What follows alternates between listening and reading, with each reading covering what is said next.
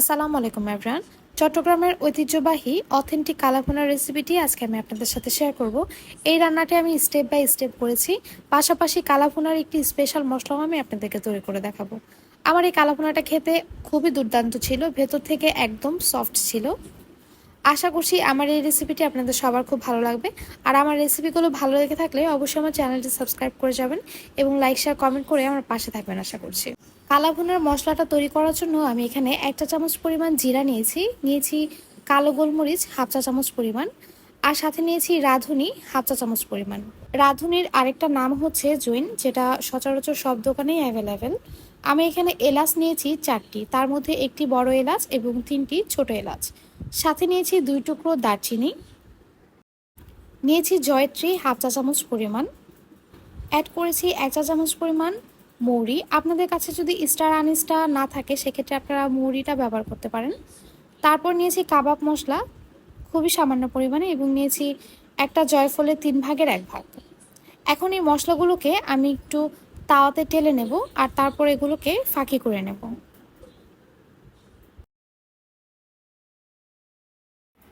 কালা ভুনা রান্না করার জন্য আমি এখানে 1.5 কেজি পরিমাণ মাংস নিয়েছি, হাড় চর্বি সহ।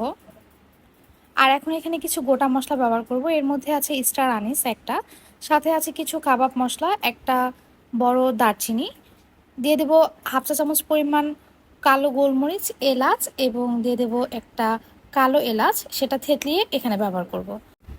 অ্যাড করছি শুকনো মরিচ গুঁড়া 1.5 চা চামচ পরিমাণ এবং দিয়ে দেব ধনিয়া গুঁড়া 2 চা চামচ পরিমাণ।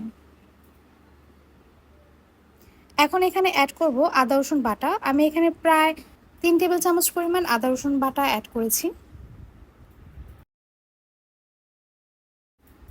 অ্যাড করব 1/4 কাপ পরিমাণ পেঁয়াজের বেরেস্তা, মানে 1 কাপের একটু কম আছে। তারপর দেব পেঁয়াজ কুচি। পেঁয়াজ কুচি দিয়ে দিচ্ছি খুবই সামান্য, মিডিয়াম সাইজের 2টা পেঁয়াজ কুচি করে এখানে অ্যাড করেছি। আর এখানে অ্যাড করব শুকনা মরিচ 3টা, আর এই শুকনা মরিচগুলোকে আমি সরিষার তেল দিয়ে একটু ভেজে নিয়েছি। এখন এখানে অ্যাড করছি 1/3 কাপ সরিষার তেল, দিয়ে দেব পরিমাণ মতো লবণ। এখন এই সমস্ত মশলাগুলোকে মাংসের সাথে খুব ভালোভাবে মিশিয়ে নেব। মশলার সাথে মাংসটাকে খুব ভালোভাবে মাখিয়ে নেব এবং মাখানোর পর এটাকে আমি আধা ঘন্টা রেস্টে রেখে দেব। তবে আপনাদের হাতে যদি সময় না থাকে আপনারা সাথে সাথে এটা রান্না করে ফেলতে পারেন। আধা ঘন্টা পর আমি এখানে অ্যাড করছি গরম মশলা, যেটা আমি ফাঁকি করে রেখেছিলাম সেটা। আমি এখানে 1.5 টেবিল চামচ পরিমাণ গরম মশলা অ্যাড করে নিচ্ছি, আর এটাকে মাংসের সাথে খুব ভালোভাবে মিশিয়ে নেব। মেশানো হয়ে গেলে সামান্য পরিমাণে পানি দিয়ে আমি এখন এই মাংসটাকে চুলাতে বসিয়ে দেব এবং এটাকে হাই হিটে রান্না করব 5 থেকে 6 মিনিটের মতো।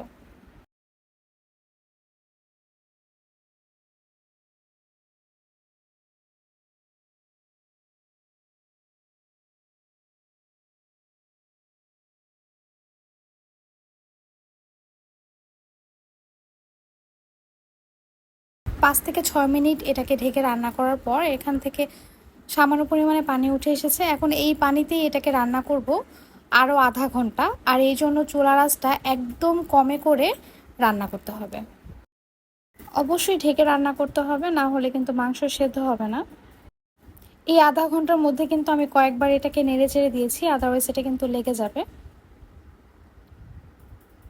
আর আধা ঘন্টা পর মাংসটা অনেকটাই কষানো হয়ে যাবে। আমি তারপরও এখন ঢাকনা খুলে চুলার আঁচটা আরেকটু বাড়িয়ে এটাকে কিছুক্ষণ কষিয়ে নেব।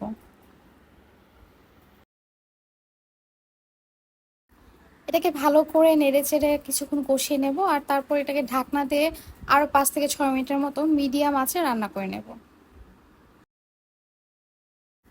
5 থেকে 6 মিনিট রান্না করার পর এটা নিচ দিকে একটু কালো কালো হয়ে আসবে। এটা মশলাটার জন্য এরকম হয়েছে, এটা কিন্তু পুড়ে যায়নি, মশলার কারণে এরকম দেখাচ্ছে। এখন এখানে অ্যাড করব 1 কাপ পরিমাণ গরম পানি, আর এই 1 কাপ পরিমাণ গরম পানি দিয়ে এটাকে ঢেকে মিডিয়াম আঁচে রান্না করব আরও 5 থেকে 6 মিনিটের মতো। এখন এখানে যে মশলাটা ব্যবহার করব সেটা কালো ভুনার মেন ইনগ্রেডিয়েন্টস, আর সেটা হচ্ছে রাঁধুনি। আর এই রাঁধুনিটা যে কোনো মুদির দোকানে পাওয়া যাবে। যদি রাঁধুনি বললে তারা না চেনে সেক্ষেত্রে আপনারা এটাকে জৈন বলতে পারেন। এখন সেই রাঁধুনিটাকে আমি একটু টেলে ফাঁকি করে নিয়েছি। এখন এই রাঁধুনিটা আমি পুরোটাই এখানে ব্যবহার করব। এখানে প্রায় 1.5 টেবিল চামচ পরিমাণ রাঁধুনি ছিল গুঁড়া করার পরে। আর তারপর দিয়ে দেব সেই যে ফাঁকি করে রেখেছিলাম মশলাটা, গরম মশলা যেটা অবশিষ্ট ছিল সেটাও এখানে দিয়ে দিচ্ছি। এখন এই মাংসটাকে নেড়ে চেড়ে রান্না করে নেব যতক্ষণ না পর্যন্ত পানিটা সম্পূর্ণ শুকিয়ে আসে। আর পানিটা শুকানোর জন্য আপনারা কিন্তু চুলার আঁচটা একদম বাড়িয়ে দিবেন না, মিডিয়াম আঁচে করেই এটাকে রান্না করে নিতে হবে। আমি এটাকে ঢেকে আরও কিছুক্ষণ রান্না করে নিয়েছি। আর এরই মধ্যে পানিটা কিন্তু অনেকটাই শুকিয়ে এসেছে। এই পর্যায়ে এইটাকে আমি চুলা থেকে নামিয়ে নেব।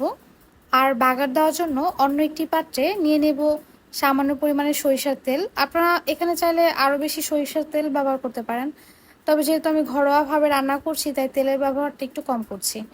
তেলটা গরম হয়ে আসলে এখানে আমি একটা শুকনো মরিচ ফালি করে দিয়ে দেবো, আর দিয়ে দেবো কিছু রসুন কুচি। আর রসুনটা এরকম ব্রাউন হয়ে আসলে আমি এটাকে সে রান্না করে রাখা মাংসের মধ্যে দিয়ে দিচ্ছি। খুব ভালোভাবে মাংসের সাথে রসুন কুচি ভাজাটাকে মিশিয়ে নেব। এখন এটাকে ঢেকে রান্না করব আরও 5 থেকে 6 মিনিটের মতো। এবং 5 থেকে 6 মিনিট রান্না করার পরে বাগারের স্মেলটা পুরো মাংসের মধ্যে ছড়িয়ে যাবে। এই পর্যায়ে আমি কিছু কাঁচা পেঁয়াজ অ্যাড করব। আর পেঁয়াজটাকে একটু মোটা করে কেটে নিয়েছি। খুব ভালোভাবে মাংসের সাথে পেঁয়াজটাকে মিশিয়ে দেবো এবং এটাকে ঢেকে আর 2 থেকে 3 মিনিটের মতো রান্না করলেই আমার কালো ভুনা রান্নাটা কিন্তু হয়ে যাবে। প্রিয় দর্শক, দেখতেই পারছেন আমার কালো ভুনার কালারটা কতটা সুন্দর এসেছে। আমি কিন্তু এই কালারটা আনার জন্য কোনো প্রকার সয়া সস অথবা অন্য কোনো সস ব্যবহার করিনি। অনেকে সয়া সস ব্যবহার করেন যাতে কালো ভুনার কালারটা খুব ভালো আসে, তবে আমি কিন্তু এই ধরনের কোনো কিছুই ব্যবহার করিনি। আশা করছি আমার এই রেসিপিটি আপনাদের সবার খুব ভালো লেগেছে। আর আপনারা যদি চট্টগ্রামের অথেন্টিক কালো ভুনার টেস্টটা পেতে চান তাহলে অবশ্যই আমার এই রেসিপিটি ফলো করে বাসায় রান্না করবেন। আজ এই পর্যন্তই, আবার চলে আসবেন নতুন কোনো রেসিপি নিয়ে। আল্লাহ হাফেজ।